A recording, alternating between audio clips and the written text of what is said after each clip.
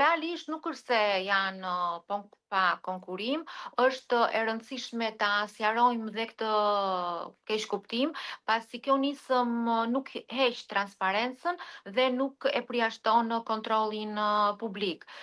Pasi statusi investim strategjik nuk jepet në mënyrë automatike, por kalon në një proces të rep të vlerësimi dhe filtrash, me kritere të qarta për interesin publik, ndikimin ekonomik dhe përfitimet për vendin. Për më tepër marrëdhëniet me shtetin, pasi është përfituar investimi strategjik, ku brenda këtij investimi do të jetë ndërtimi dhe një porti apo marine jatesh, formalizohet përmes një kontrate të detajuar, ku kontrata detajohet me vendim të Këshillit të Ministrave.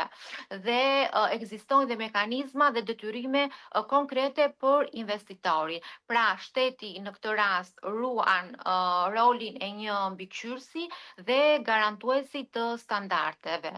Pra, nuk bëhet fjalë për të shmangur konkurrencën në mënyrë të njashme apo arbitrare, po për një instrument të posaçëm zhvillimi që do të përdoret në raste të veçanta kur projekti është kompleks dhe me një ndikim të gjerë